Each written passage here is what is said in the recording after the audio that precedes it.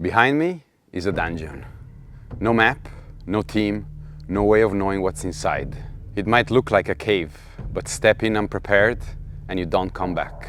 What if I told you the system in solo leveling is real and lives inside your mind?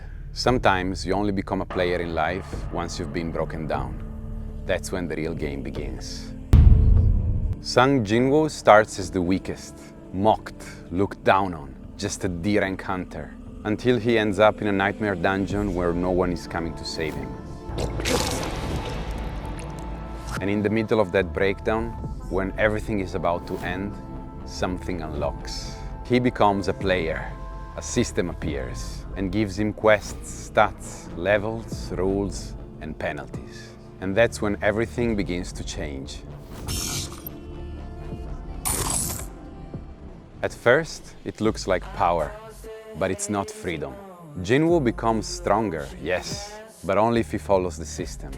Only if he obeys every rule, because if he doesn't, the system punishes him, mercilessly. He misses a task, it sends a monster after him. He hesitates, it pushes harder. The terrifying part, this system isn't fiction. It's how most of us live. Wake up, chase dopamine, chase status, chase success, scroll, compare, consume. Do what the world tells you and you will be happy. But if you don't, you will feel like failing, like something's wrong with you. But the truth is, the system is designed that way.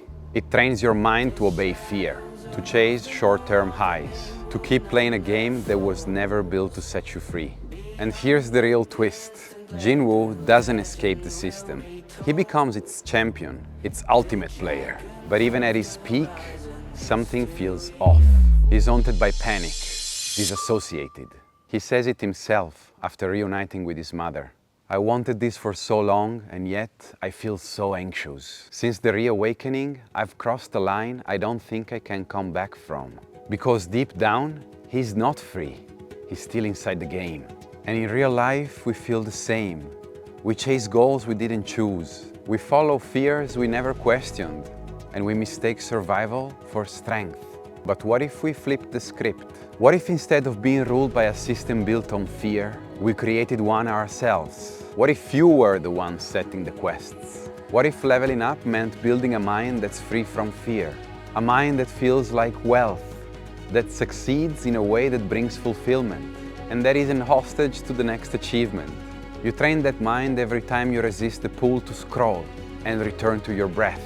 You level up when you choose to give, not from guilt, but because you're developing a mindset of wealth instead of reinforcing scarcity. You gain strength when you stop reacting to fear and start choosing direction. That's how a mind becomes fearless, not by suppressing discomfort, but by walking straight into it with clarity. What if happiness wasn't a reward for obedience, but a natural result of training the mind? Unlike Jinwoo, you're not stuck in the system. You can learn to run it. You want to level up? Then define what matters and start training your mind to move in that direction. And the best part? In real life, you can fail 1,000 times. You can die in-game and get up again, each time stronger. And your story doesn't change when you become the strongest. It changes when you stop chasing validation, rewards, or power just to feel an emptiness that fear created. And instead start building the kind of strength that nothing can take away.